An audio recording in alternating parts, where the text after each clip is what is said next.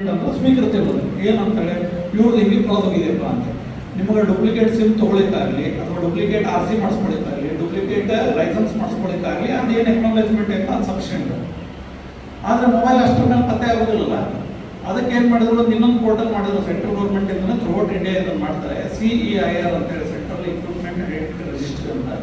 ಈ ಪೋರ್ಟಲಲ್ಲಿ ಯಾವ್ಯಾವ IMEI ನಂಬರ್ಗಳನ್ನು ಹೊಂದಿದಂತಹ sim ಇವು ಮೊಬೈಲ್ಗಳು ಕಳ್ಳತನ ಆಗಿದ್ದಾವೆ ಆ IMEI ಬ್ಲಾಕ್ ಮಾಡೋ ಪ್ರಕ್ರಿಯೆ ಅದು. ಬ್ಲಾಕ್ ಮಾಡಿದ್ರೆ ಏನಾಗ್ತೈತಿ, ಅದು ಕಳೆದೋದ್ರೆ ಮೊಬೈಲ್ ಯಾವ ಕಳ್ಳತನ ಮಾಡ್ಕೊಂಡು ಹೋಗಿರ್ತಾನೆ ಅಥವಾ ಇವರೆಲ್ಲರೂ ಮಾರಾಟ ಮಾಡಿದರೆ ಅವನಿಗೆ ಆನ್ ಮಾಡೋಕ್ಕಾಗೋದಿಲ್ಲ, ಆ ಮೊಬೈಲ್ ಬಳಸೋಕ್ಕಾಗೋದಿಲ್ಲ. ಅವ್ನು ಬಳಸೋಕ್ಕಾಗಲಿಲ್ಲ ಅಂದ್ರೆ ಏನಾಗುತ್ತೆ, ನಮಗೆ ಪತ್ತೆನೂ ಆಗೋದಿಲ್ವಲ್ಲ.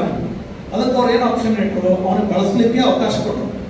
ಅವನಿಗೆ ಕಳ್ಳತನ ತೊಗೊಂಡೋದ್ಮೇಲೆ ನಾವು ಬಳಸಲಿಕ್ಕೆ ಅವಕಾಶ ಕೊಟ್ಟರು. ಅವನಿಗೆ ಬಳಸಿದ ತಕ್ಷಣ ನಮಗೆ ಅಲರ್ಟ್ ಮೆಸೇಜ್ ಕೊಡ್ತೀವಿ, ಈ ಮೊಬೈಲಲ್ಲಿ ಈ ನಂಬರು ಅಲರ್ಟ್ ಆಗಿ ಆ್ಯಕ್ಟಿವ್ ಆಗಿದೆ ಅಂತೇಳಿ. ನಾವು ಅದನ್ನು ಪತ್ತೆ ಹಚ್ಚಿಬಿಟ್ಟು ಎಲ್ಲಿದೆ ಅದನ್ನು ಪತ್ತೆ ಹಚ್ಚಿಬಿಟ್ಟು ತೊಗೊಂಬಂತು ನಾವು ಸ್ಟೇಷನಲ್ಲಿ ಕೊಡ್ತೀವಿ. 2020 ಅಂದರೆ KSP ಆ್ಯಪ್ ಮತ್ತು CIR ಪೋರ್ಟಲಲ್ಲಿ ಲಾಗಿನ್ ಆಗಿಬಿಟ್ರೆ ನಿಮ್ಮ ಫೋನ್ ಪತ್ತೆ ಆಗೋ ಚಾನ್ಸಸ್ ಆಲ್ರೆಡಿ 90% ಆಯಿತು.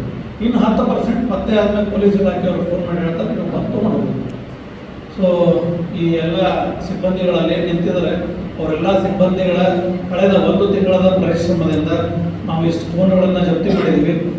ಸೊ ಮುಂದಿನ ತಿಂಗಳು ಇದಾದಮೇಲೆ ಇನ್ನೂ 1 ತಿಂಗಳಲ್ಲಿ ಇನ್ನೂ ಒಂದು 100 ಫೋನ್ಗಳನ್ನು ನಾವು ಪತ್ತೆ ಮಾಡಿ ಮತ್ತೆ ಹಸ್ತಾಂತರ ಮಾಡುವ ಕ್ರಮವನ್ನು ಕೈಗೊಂಡಿರ್ತೀವಿ. ಅದಕ್ಕೆ ನಿಮ್ದೆಲ್ಲರ ಸಹಕಾರ ಇರಲಿ ಅಂತ ಹೇಳ್ಬಿಟ್ಟು